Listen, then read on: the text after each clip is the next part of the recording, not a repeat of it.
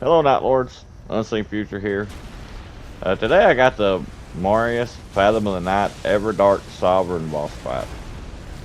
And I also wanted to put this in here, showing this is kind of the way we've been running. And I'm running with a couple randoms here, but when I'm running with my friends, I always have a crater active, or one of us does usually, because it's really to me, it's the easiest way for us to get level 15. And it's also, pretty much a guaranteed max level weapon of +3, or a legendary weapon in this game. So I wanted to throw this in here, showing that that's how we're doing mostly all our runs. We're usually using crater. We do swap and go to something else every now and just for fun, but if we're just wanting to get level 15 and have our best chance to defeat the boss easily, this is what we do.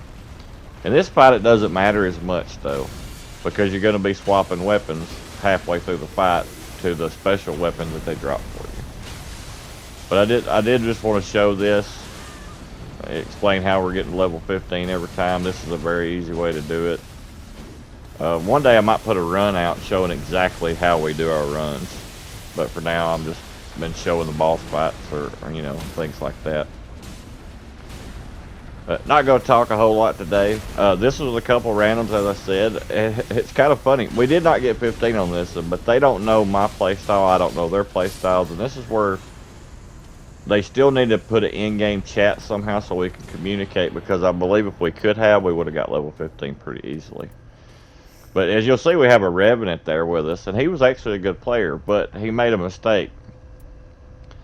He went down at some point when the rain come in or the fire come in. He actually went down, and when he went down, we went ahead and done this boss fight here, the full-grown Fallen Star Beast.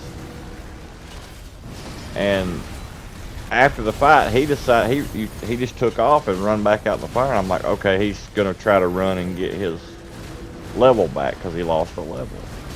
Well, in doing so, he ends up losing another level. So at the end of the fight, I'll show our stats and our weapons and what we had, so you can stay tuned for that. And you'll see that he's 2 levels below us. So he's still done just fine though. But the boss fight itself, it's okay. The boss is super tanky, and I do kind of like them dropping you a special weapon mid-boss fight on us for the second phase. That's neat as well. But it does take away from your build if you set it up specifically for lightning damage or something like that for the Augur part of the fight. So I actually gave myself an extra skill on this one.